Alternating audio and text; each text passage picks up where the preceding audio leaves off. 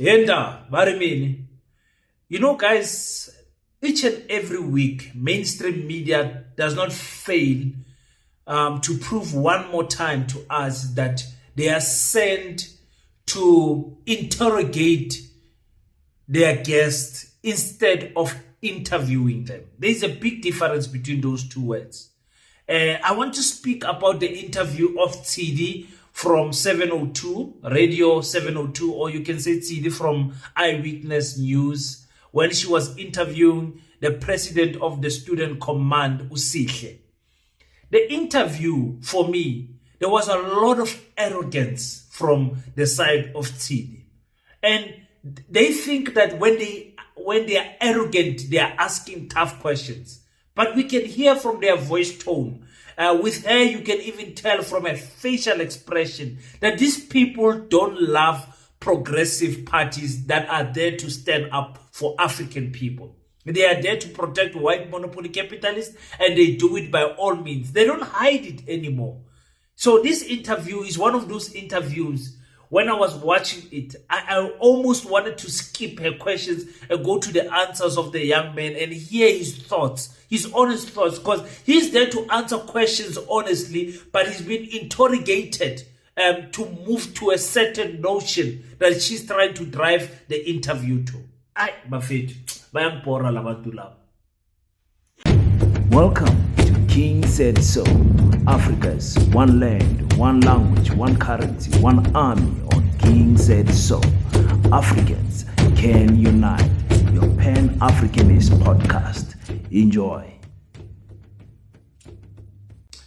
Peace in Pan-Africanism to all my African brothers and sisters from all around the world. Welcome back to King Said So. I'm your host, Kagiso Hlongwane, Zinjiva Mngwane, Sono, and we're back at it again with another one. And this time around, I'm covering this interview of Tshidi. I'm an Tshidi, I'm disappointed, man. Before I do that, there's an old white man that has been extradited, or English. They got it back from the UK, brought him back to South Africa to come and face his music here. Michael Lomas, I think his name is. And the way we treat crime, when it's lava abantu abamhlophe, it's okay, man. It's okay. If it was an African person who was found in the UK and brought back to South Africa because of fraudulent tenders that amounted to 1.5 billion. I'm telling you, we would be going crazy. But because the name of Jacob Zuma, Bob-Brian Molefe, and all the normal white media suspects are not there, it's okay. We don't need to know that it was Andre the Rita. We don't need to know anything.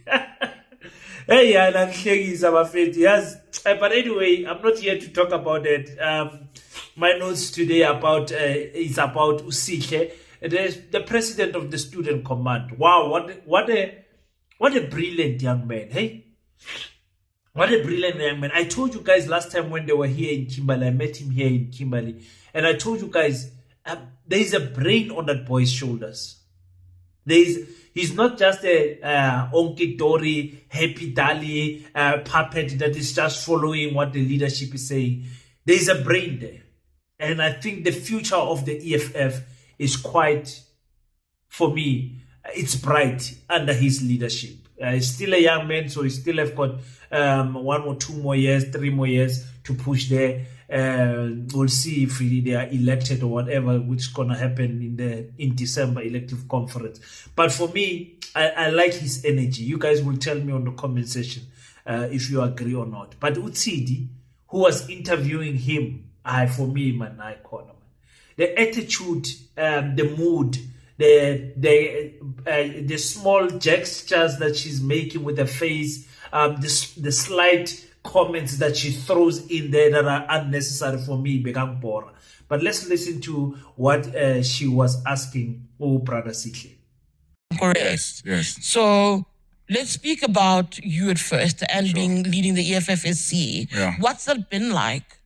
Look, I think the most challenging thing about leading a student movement is how do you channel the vibrancy of the student movement in the campuses, in the universities, into the electoral growth and victory of the mother body. So the first non-negotiable principle of the EFF Students' Command is to rally all young people behind the struggle for economic freedom in our lifetime, as embedded in the founding manifesto. So I think from the get-go, when we got in with our leadership collective, that was our primary objective, to say, yes, we see the Student Command is vibrant. Yes, we see they are winning elections at a campus level, but there's been a gap. They've been unable to convert those victories into the electoral gains of the EFF. And I think what we did in May with the long lines in the VDs that are near institutions of higher learning was progress in terms of trying to get young people to be much more active in politics. So we've been engaged in that, of course, alongside fighting for students, fighting the corruption in the national funding scheme, fighting for registration through the Sizofuna Ingane campaign, and a variety of other issues that are affecting students. But at the center... Yeah, I think to be honest, the greatest mission for the Student Command, for every single campus, is to convert their activism in the campus ground to the ballot paper. That is their honest, that will be the ultimate primary objective to reach. If they can do that, and I believe they did. My issue with the EFF is that the EFF believes that they dropped in less than 1%. For me, the EFF did well. The EFF did extremely well. The elections were rigged. I don't know why the EFF is not saying this. I don't know why. It's like they took these fraudulent results and they just accepted them. Those results were not a true reflection of what happened in the ground, especially for the EFF. Especially for the EFF. So for me, I'm disappointed that they don't raise that statement like the MK is doing and try to fight it. Even though they don't fight it in court, they must just say, we believe that our numbers somehow were not numbering, if you understand what I'm saying. So for me, the EFF needs to work hard. The activities that they are doing on the ground, they need to keep the youth engaged, especially the youth Yasekasi, the youth who are in colleges and varsities, and try to make sure that this translates into a positive number on the ballot paper. Let's hear what he says when Tshidi says, no, the EFF is a party that insults people. Tshidi is saying that. It's not like it doesn't represent the majority of the voters of the members of the EFF. But they're voters on Twitter, are they not? And some of the people that insult you, we look at them and say, but these people are not EFF. And then you just don't come reprimand them. Fighters are insulting me. Let me actually tell you something very interesting, actually. You know when Floyd Shivambu resigned from EFF, sure, there were two key things I took away from his statement. The one about how we must look at it as a deployment. I didn't. Sure. That's nonsensical. Yeah. The other one was about how he's hoping to not have insults. And I thought, wow, how interesting that he speaks about the culture of insults and attaches it to the EFF and hopes he's not insulted. Because it says something to me about what he had sanctioned while in the EFF, what he understands to be the language of the organization. And hold on, he wasn't alone. Mpo, who you follow, you're the fourth EFF SC president, the inaugural president of the EFF, sure, also made comments about the language of insults as well in his statement. Does that not say something about the culture? I think they are very opportunistic because already they know the impression that is out there about fighters. That so you're they were trying to use the language of intimidation. That narrative, but really, it doesn't represent the majority of the members of the EFF. I go to EFF events and I generally don't feel like that's what happens at events. I feel very comfortable at events. Extremely well. But I watch you guys online. We give you I food, watch you guys ANC put you on the floor there at Nazareth. Tina will give you a nice and the ANC has never been good there. So it doesn't represent ANC is not good with events. I can't take it away from the EFF. The EFF is very good with events. It's also because you're a small party. But anyway, let's speak about small party. The fourth largest party, whatever. Let's speak about away from the EFF. The EFF is very good with events. It's also because you're a small party. But anyway, let's speak about... The problem with people like Tshidi is that because they work for these big companies, these big radio companies, they think that when they speak, their word goes. And nobody must challenge them. And now she can sit there and say, no, EFF is an insulting, it has a culture of insulting people. their language is insultive in their nature. That's what. So she wants to say things about the EFF and the people on Twitter, of which we South Africans know. If you are taking black Twitter serious, if you are taking whatever those people are saying serious, then there's something not right like Tina, we have grown up to know which even here on YouTube. When you start a YouTube channel, you are watching all of the comments. What are these people saying? Oh no, why is this person hating me? Let me respond. But once you grow and mature into the industry that you are in, of which I'm expecting her by now, she should be matured, not this little baby that she still is. You understand that not everything that you say is going to be received properly. And because of level of education and maturity, other people are going to, in order to respond to you, insult you. And now you must not take that as if it's the EFF. Because if the EFF was insultive in the nature, then Sihle was supposed to insult her. That's how it works, because he's the leader of the student command. He was supposed to insult her there. That's what Sihle was supposed to do. And for me, like I said, the subtle statements that she throws, she said, you guys are good with organizing event because you are a small party. The EFF is a small party, Sihle. Tshidi. The EFF is a small party, Siswam. The EFF is a small party. 11 years is a small party. It's a small party. He said that barking fourth biggest party, whatever. I don't care. It makes no difference. That's how she for me, if she speaks like that to me and I'm an EFF leader, Zakala, I'm telling you. Zakala, because you don't come and dismiss the EFF as a small party. It's a small party. It's a small party. Yes. So again, another thing about the EFF, what I like that Sihle understand and was making it quite clear is that the EFF is not a populist party.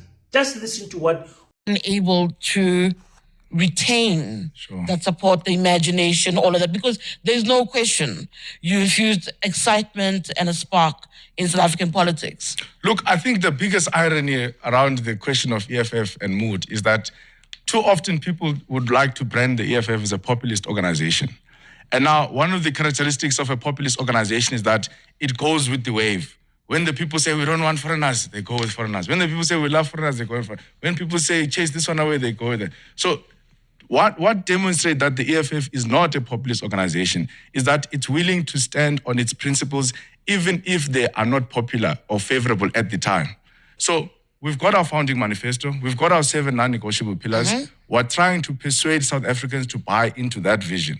We're not trying to go like what Bogaten are doing. Whatever is popular on Twitter, he can change government policy based on how many likes and retweets that he's getting. So I do agree with you that we've got policies that South Africans are not really gripping into or understanding. Now, our responsibility is not to change the policy, but is to go out and try to explain it in a much better way, such that even the ordinary person, Elokshin, is able to understand this is what the EFF stands for. So it's ironic for me. They say EFF is populist, and they say EFF is not doing what South Africans want to do. But that message is losing flavor. At some point, it captured the imagination, and you could see that in the electoral rise of the EFF. The decline says, actually, the message that you've been using all along is failing somewhere. You go back to the drawing board. What needs to be done? Look, the message is going to remain. I think what we then need to do is how do we communicate this message much better, such that even an ordinary person can. Because there are a lot of misconstrued misconceptions, and the media as well plays into this thing. Because the media also tries to paint the EFF in a particular picture, no, even if that doesn't. Don't be defensive. I'm saying media, not Tshidi. We're not like Kumbaya is also not how we approach anything. Yeah. We also have very different views about an approach to political parties, to political leaders. Yeah, this notion that the EFF is a popularist party cannot fly. Sihle is quite correct in to say that the message of the EFF will not change. And she's trying to, because people who don't understand Pan-Africanism are trying to say, the EFF must change its stance on the advanced integration of the border system, because I'm no longer calling it with the other word that you guys are always using, because when we say those words, you don't understand that there's actually no physical borders. When we say the borders must be whatever, you guys don't understand that there's no physical border. There are gates. There's no borders. So we are saying the advanced integrated border system, where home affairs of each country can work with each other, where the police system can work with each other, the correctional system can work with each other, integrating with other countries, so that this issue of fingerprints and a person committing a crime here and running away to another country can be sorted easily. A person can be tracked easily in that regard. The person who's let's say I steal money here in South Africa and go to Zimbabwe and go there and open a bank account. The system of Zimbabwe must tell the system of South Africa that, hey, the guy that you have flagged for stealing money in South Africa is here in Zimbabwe opening a bank account. Do you understand the advanced integrated border system? Not that one that you guys think that there is a border that is surrounding South Africa, around Mozambique, around Lesotho, around Swazi, around Botswana, around Namibia. There is no such thing. There is no borders there. There is gates, yes, now and there for flowing of traffic. But for the pedestrians, there is no borders, guys. Hey, just get that out of your mind. And I like what Sihle said, saying, listen, we're not going to move from that message. We just have to voice this message differently, because this is our 7 pillars. This is our message to the people. It is our DNA as a party.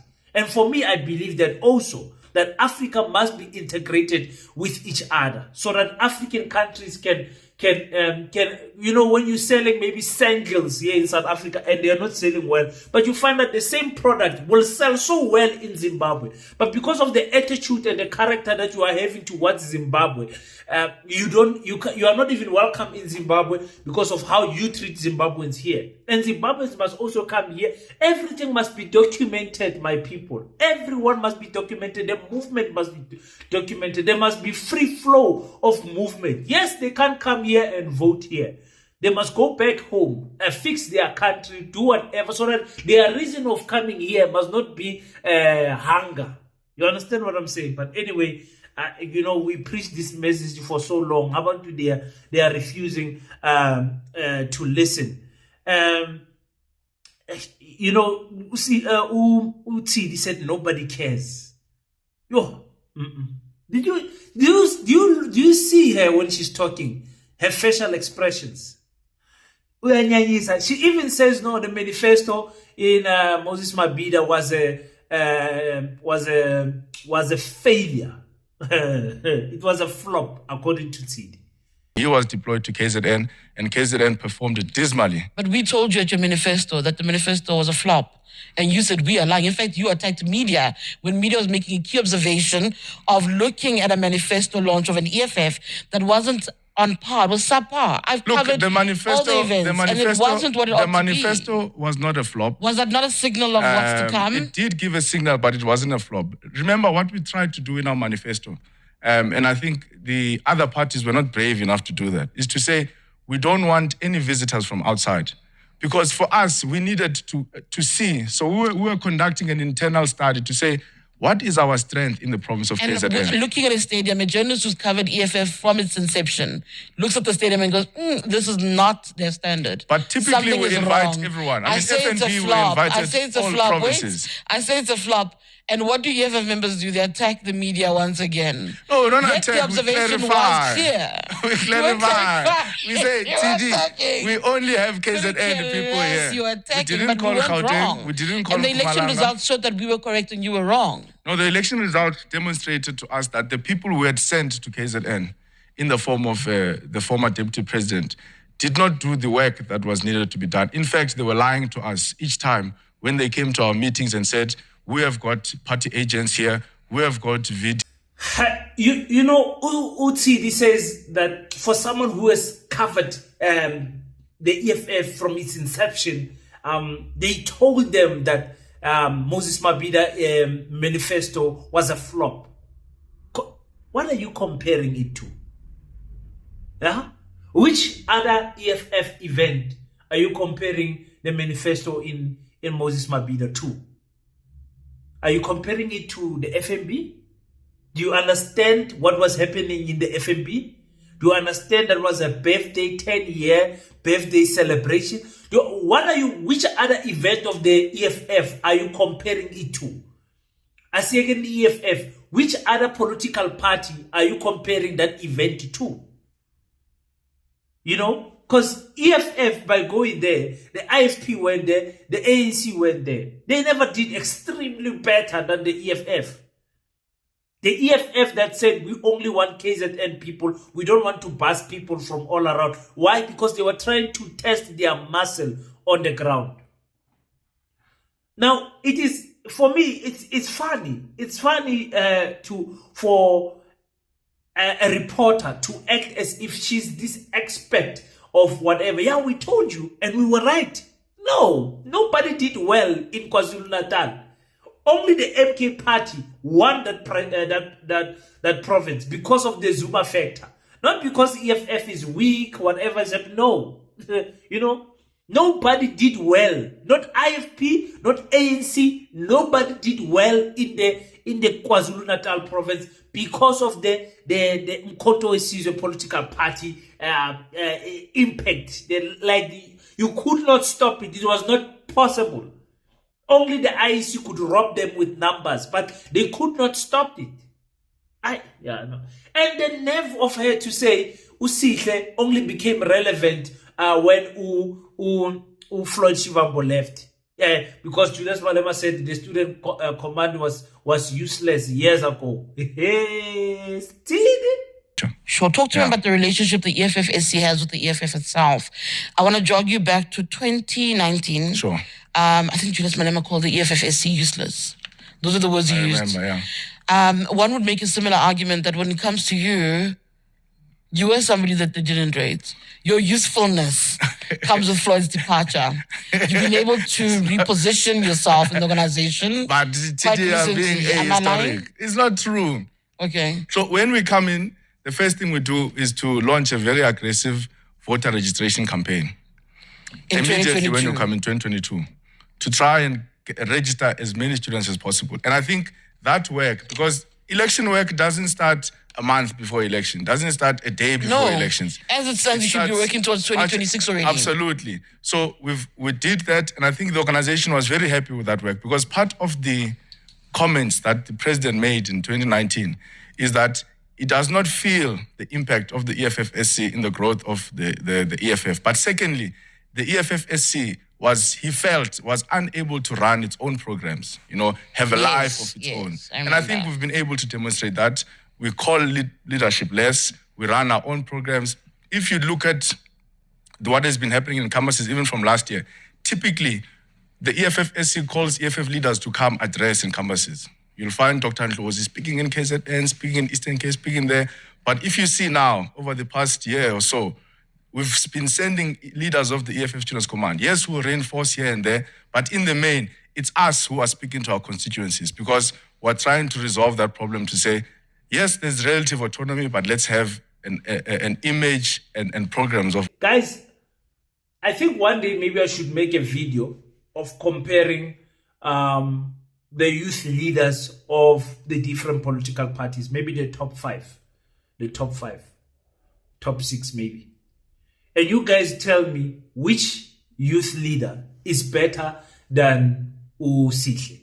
For me, that youth leader that was better than Sihle is Bonginkosi Kanyile of the MK, but the MK removed him. For me, he was going to be more impactful in the MK political party, but they removed him. Whoever they replace him with, Asaz. Who's the youth leader in the DA? Yeah. Honestly, do you guys know, or are you going to Google after I ask you that question? Who's the youth leader in the PA, the Patriotic Alliance, Mapantiti? Who's the youth leader there? Who's the youth leader in Action SA? The Freedom Front Plus, does it have a youth leader? You guys understand what I'm saying? Everybody in South Africa knows Sihle. But it is this same Sihle that everybody knows that Tshidi is referring to. You guys are a small party. A small party is doing quite well, if you ask me. The small party is doing fantastic well. And she's trying again go phehla pizza to eat somewhere. Saying no, there are rumbles somewhere. There are unhappy people because of Busio Mkovanes. Sihle, Tshidi, stop, my sister. Stop. Just stop. Managing the, I don't want to call them rumblings, but Sure. there's unhappiness on some level in the EFFSC in relation to the organization. It's young people who watch literally from afar. Busisiwe Mkhwebane, who is seen as a reject from the ANC, being rewarded in the EFF. Mzwanele Manyi, again, seen as a reject in the ANC and moved on to ATM. It didn't yield him anything, get rewarded with a parliamentary position. Carl Niehaus, an RET rejected by the ANC, in fact expelled by the ANC, being rewarded with a seat in parliament by the EFF. How do you as an EFFSC manage those kind of issues with young people? How do you explain decisions made by the mother body? Because there's no way young people who are expected to work hard in communities can be satisfied sitting, watching people come in and being literally positioned right at the top. Look, we've got a different type of an activist in the EFF-SC. I want you to be honest. I'll be completely honest with you. And I'm not saying I want you to be honest because I know what I know. No, I'll come to that. But I must make this point to say, we're not like the ANC Youth League where you find them calling a press conference to discuss who must become an MEC. So yes, the concerns are there, but they are not central to the discussion. But where we've got suspicion, Tshidi, is a situation where the former deputy president of the EFF invites people to join the EFF. These people sit in highly confidential meetings of the EFF. We plan, we strategize our election strategy, our election objectives, through Mzobe and even Bomani. And then after inviting these people leave the EFF to join the MKP, and then they invite him to join the MK.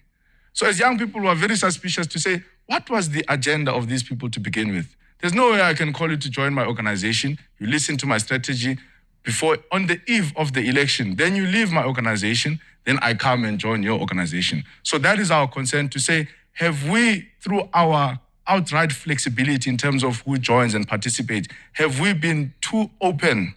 And that has allowed for a lot of infiltration.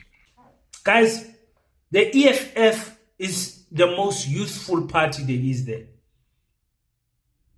And when you bring in somebody with the brains and the expertise, like Carl Niehaus and Busisiwe Mkhwebane, those are people that have walked the walk.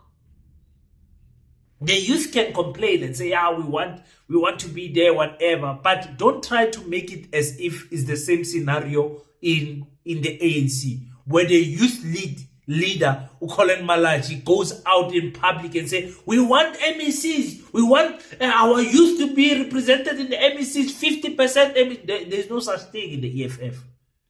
There's no such thing. The leaders themselves are look at Parliament. Look at what is happening there in the EFF. Young leaders.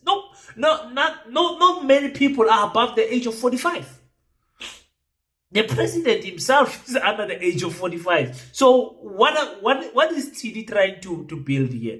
They're trying to fish some negative comments out of Sihle so that he can say something that then when they have Julius, they can say, your student command leader was here and he's not happy with how the youth is represented in leadership positions. It's an old tactic. It's an old journalism tactic that Sihle should know about already. When you go to this type of media companies, you know these ones, they are totally against us. So when you answer, also you answer with the aggression that is needed because of the attitude that they give you, and still remaining calm. For me, he really needs to Sihle. Answer these people properly the way they deserve, man. One thing I like as I'm reading my notes, one thing that I like from this whole interview, what Sihle said about the current youth of the EFF who have never been part of other political parties, meaning they are not coming answering this question. You say they are not coming from the ANC or the other parties.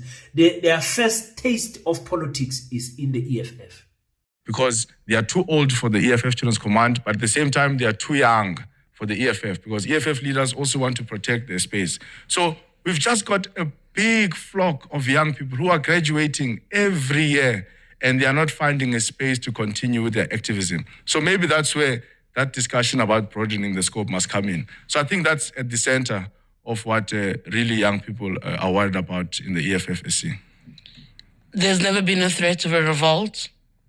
No, not really. I think we've managed to run a very tight and close ship, as we say. There's not threat of revolt. Yes, there are members of people who would want to push us in this direction or that direction in the form of the likes of Bompo, who wants to have a discussion about leadership only to leave us a few weeks later. But in the main, I think a lot of the young people in the EFF are concerned about the life and the longevity of the EFF. They want the EFF to continue. You see, the other thing about young people in the EFF, Tshidi, is that we've never been part of any other organization. So we're not like our leaders. Like, we don't come from ANC. You don't have the historical baggage. We don't come from ANC. Like, we don't even know like how ANC holds its meetings. So we've got no emotional attachment to any other organization other than the EFF. So the survival of the EFF for us really is extremely personal. And that's why we've come very hard over the past weeks and months to defend and protect our movement. And what Sihle said there about the youth not having an emotional attachment to other political parties is the advantage of the EFF over other parties. The MK might have that a little bit in theirs too, because MK is also attracting young people. But the EFF is at the pinnacle of that statement. You understand what I'm saying? They attracted people that were otherwise never going to get involved in politics if the EFF was not born. You understand what I'm saying? The EFF, in politics. And that's why I say they have to continuously make activities for this youth to make them have memories that they cannot forget. And EFF, guys, if you are watching, I gave you an idea for free, because you must pay me for consultation fee. I said, let every province compete with each other to build a structure, a permanent structure somewhere, whether it be a clinic. If they've got EFF in the Eastern Cape, go and build 2 toilets, flushing toilets in a school, build a library, a small library. It does not have to be something big. In the Northwest, build a clinic somewhere in Northern Cape, build like a small project that will cost 200,000-300,000. You understand what I'm saying? Every EFF, and this goes for the MK also, every EFF provincial leadership must embark on that. And that, I'm telling you, Sihle, my boy, if you are watching, is going to keep the students busy up until the elections. And by the time when the election comes, you'll be cutting ribbons, opening libraries, opening new toilets, opening new paving that you did, opening new playgrounds, I'm telling you, 2029, I'm giving you a strategy for free. Listen to the king. Listen to the king, Magakuluma. Involve the leaders, the students in fundraising. Don't involve the top structure. Don't involve Abu Julius Malema. Do it yourself, Sihle, because in the future, you will need to be remembered for a lasting legacy that you left in the EFF. I'm giving this Mfanawam for free. Do it. Anye Usone. And come and shake my hand after you are done.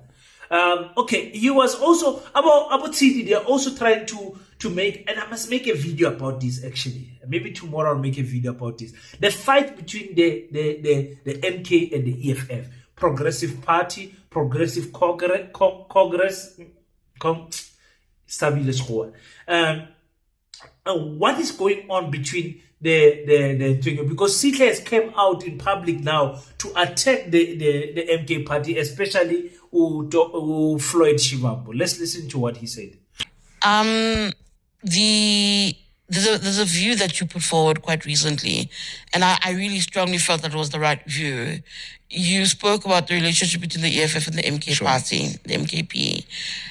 You were like, you should not be working with them in the so-called progressive caucus. I've never seen that thing as a progressive caucus in parliament from when it was first birthed, because all you need to do is look at the MKP's policy positions to realize that there's nothing progressive really about the MKP. It postures left. It actually isn't. And I could never understand why people weren't seeing that. You've come out saying, actually, again, like I said, the EFF has no business having a relationship with the MKP. Are you furthering that view within the organization, or are you just making public pronouncements? Where are you in trying to get that relationship to be severed? Look, it's an argument we're going to make, even leading up to the NPA, to say that we don't have an issue to come together with the MKP on issue base. Because the argument I made when I was speaking in the University of Zululand is to say that we don't agree on all the policies of the MK. In fact, some of their policies are extremely regressive. You can't agree with sending girls to exile. Imagine, you can't agree. If someone is pregnant and they're a teenager, we must round up all the pregnant teenagers and send them to Robben Island. So we don't agree with that. We don't agree with their anti-constitutionalism stance. We don't agree with their wanting to take us back to a feudalist state where we were ruled by traditional leaders and all of that. So they can come. I mean, we do this with the ANC as well. When the ANC comes to parliament and says, we want to expropriate land without compensation, we vote with them. When they come to parliament and say, we want to bring in a progressive bill in basic education, we vote with them. So we can have that relationship with MK to say, on issue base, where we agree, we'll vote with you. But this wholesale alliance that we have, we completely disagree. There's nothing progressive about the so-called progressive caucus. And they're poaching our members and our leaders, these people. Like, we can't be here discussing how do we fight GNU, but we must still be worried that when now you're looking over the fence to see which Sihle can I take there in the EFF. So they are engaged in a project to infiltrate and destroy the EFF. I know the leadership may not over the fence to see which Sihle can I take there in the EFF. So they are engaged in a project to infiltrate and destroy the EFF. I know the leadership may not be happy with this view, but like I said, we're young, we're propagating these views, they may disagree with us, they'll correct us in the future. But as youth of the EFF, we don't see the progress in a wholesale alliance with the MK. MK can come to us in parliament and will agree on certain issues, but it must not be wholesale. We don't align with them on a variety of matters. So remember, I told you guys, some of these questions that the people like Tshidi ask, they're asking it to trap you to say something so that when the MK comes, they can say to the MK, the EFF guy was here, was sitting right there where you were sitting, and this is what he said about you. Understand? And then the EFF, the MK will obviously respond also in an aggressive manner, and then the progressive caucus is found in a place where they are fighting. I agree with the point that yes, it must be on issues based, the agreements between the Progressive Party. But for me, the statement that Sihle made to say they don't agree with many things of the MK party, including they don't agree with non-constitutionalism. The MK does not say there must not be a constitution. It's saying the constitution must be Africanized and changed to favor the African people. So for me, you can't say no. We don't believe in non-constitutionalism. No. This constitution is not helping us, Sihle. Everyone can see that it's not helping us. So the amendment of the constitution must be top priority. And that is why people are laughing the MK party to say we must amend some of the things on the constitutions that are not favoring us. Nationalization of strategic sectors is also an amendment of the constitution. Do you understand what I'm saying, Sihle? Directly, manje. So the concern is there to say they are poaching members, and the EFF is feeling somewhat, to say, member. But that also must say something about you. Why is it that you are not attracting members from the MK and the MK can attract members from you? Look at the advantages and disadvantages of that statement also. You understand? And I'm saying that as a person who voted EFF. Well, by the time when EFF was, when we went to the elections, I voted EFF on the 3 ballots. No mistakes. No mistake voted to the EFF. You understand? But I'm seeing what is happening in the MK political party. And I continuously warn you African people. I say, if you continue fighting, your fight will be an advantage for the DA and the ANC in the future. In fact, that question was asked by Tshidi. Do you see the MK and the EFF coming together in the future? And this is what Sihle said. We don't align with them on a variety of matters. Some have a theory that they will see a coming together of the MKP and the EFF. Where would you stand in that? In the form of what? A political party? An alliance of sorts. It will never happen. And the ANC? It won't happen. The EFF is going to exist and it's going to be a political party that will outlive many of these other organizations. Remember, I can't agree with that view. Sustaining an organization for 10 years is not easy. I know that. I think COPE really showed us. We all know that. Ahang showed us. We all know that, but I think a government in waiting, the EFF can no longer be. The EFF, I think the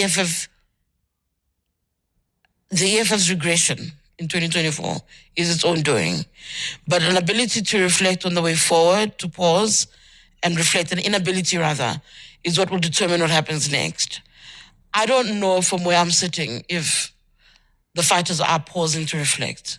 Well, Do you feel you are? We're most certainly reflecting, and we're going to reflect in the NPA.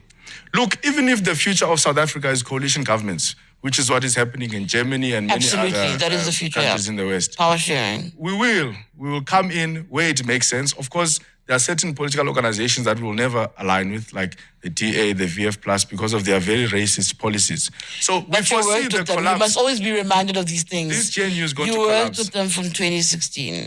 But you constantly asking to be reminded. We didn't work with the you had DA. a working relationship with the DA. This is what we did in 2016.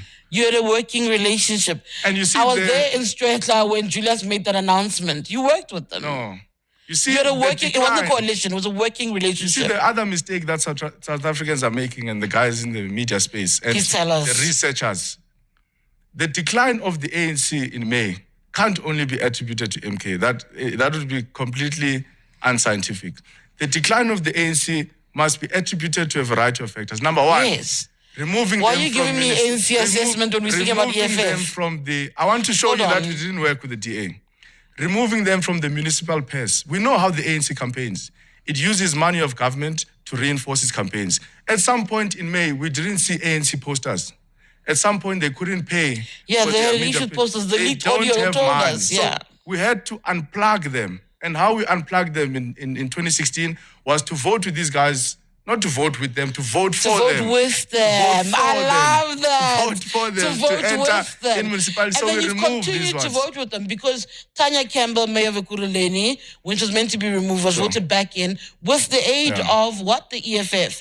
Freedom Front Plus. And I love it. The other day, Uba King from Ramabodu, from Tshwane, tried to make an argument that, and it wasn't even me, I was actually quoting TK Neza, the secretary of the ANC in Gauteng, about the relationship between the EFF and Freedom Front Plus in Northern Cape. And Obakeng said it's a lie. And you know who corrected Obakeng? Commander-in-Chief of the EFF, Julius Malema himself, saying, yes, we did. So no, those arguments don't hold water for me. He didn't say we... He said, yes, we did. He said we voted. He said we voted them but in. We did. We were not in an alliance with them. I didn't say you're an alliance. Remember, I said you worked with them. See, this thing of politics to vote for them is to work with them. Don't come here with semantics. Strategy and tactics. Now, us and the ANC... The point that we're making, you and I, and we're making the same point. You worked with them. You helped them. The very parties you say you'll never work with. They helped us to remove the ANC. They helped us to remove the ANC. You helped each other, yes, Sihle. Remember, us and the ANC. You know, this issue of the EFF and the MK coming together is a big issue. It's a big issue. For me, it's an issue of saying, Abantu abamnyama, do you guys understand that the system is defeating you because you are divided? First of all, do you understand that we as Africans, we are weak when we are divided, and when we are strong, when we are together, we are impossible to beat. I'm talking now the ANC, MK, the EFF, all the National Colored Congress, the ATM, all of these parties as one. There is no need even for elections, because it will be an obvious win every time. And all of those leaders in all of those parties will have space in parliament. They will have, they will take all the portfolios. They will be ministers, no problem. But because it's here, and I'm saying this from the bottom of my heart because I can see what is going to happen in 2029. Should this relationship of MK and EFF not improve, we're going to find ourselves where oh, where did we go wrong? When the ANC and the DA form a stronger coalition and then bring in the PA, because you see how Gaten Mackenzie is singing, like it's too excited, and bringing the Freedom Front Plus. And you will see even Action SA will join that coalition. Why? Because the two parties that have got the hopes of black people and colored people, because I'm counting ATM and the National Colored Congress. I'm counting them also, of Fidel Adams. I'm counting those parties. I'm saying, if you guys don't come, I know you guys don't want to come together, it's fine. But I, as a Pan-Africanist, I must tell you, if you don't come together, forget about the total liberation of your people. Yes, you will win seats in parliament. Yes, you will maybe get in coalition in the future, but you will never, ever, ever change the constitution. You will never, ever change the lives of black people. South Africa will be 50 years old, and then we'll still be talking about our land in the hands of the minority. That is what is going to happen. And I'm not saying MK join EFF, EFF join MK. I'm saying introspect leadership. All the leaders of these parties must sit down and say, hey, is this fight that we are fighting each other really worth it? Why can't we come and agree to the common enemy and then do something that the enemy is not expecting? Two brothers uniting. That's all I'm going to say on that regard. You guys will tell me. And I love the unity that we have, because we have a unity that says we are building a Pan-African school of economics, technology, and agriculture. People are responding in crazy rates, saying, King, here's my 50 rand. We asked for 10,000 people. 10,000 people to contribute each 50 rand for 3 months. This week, tomorrow is New Year, by the way, according to the African calendar. The 23rd of September is New Year, according to the African calendar. And Paseta will be 2 months, and will be turning 3 months next month in October, where we have given you our 3 months plan on all the things that we wanted to do. And I'm happy to say we have achieved 90% of those things. The only thing that we need to do for you guys is to announce which province Paseta will be built. So I thank you again. The CVs are coming in. The messages of encouragement are coming in. The participation of the strategic partners are coming in. I love what is happening, my African people. Ngiyabonga kakhulu. Yo, really, people from all around the world are saying, King, what you are doing with Paseta, thank you very much. So I'm very grateful for this opportunity to lead with this team that I have, to lead this dream of building a Pan-African school with an Africanized school curriculum. I'm so excited, guys. I'm so excited. No matter how long it will take us, but I will not rest until I see the building of the school. And that is the same message I'm getting from the family in Lesotho, the family in Angola, the family in Uganda, the family in Namibia. All of them are so excited about building this school in every province. So if you are watching me, you are maybe from another African country that you don't name, Botswana, Mozambique, Zimbabwe, Kenya, please, Kenyans, my African people, I love you so much. Nigeria, wherever, come, let us build the Paseta in your country. You understand? Let me help you. Our contact details are here. You can WhatsApp us, you can email us, you can go on our website www.paseta.co.za, and we can talk business on how we can build Paseta in your school. In your school, in your country. Thank you so much for everyone that has contributed. Thank you so much, guys. Feels good being back. Feels good. I'm getting used to being myself again. Until we meet again, don't forget to pray. After you pray, stand up, African child. Do your best so that God can do the rest. Peace in Pan-Africanism. I salute you.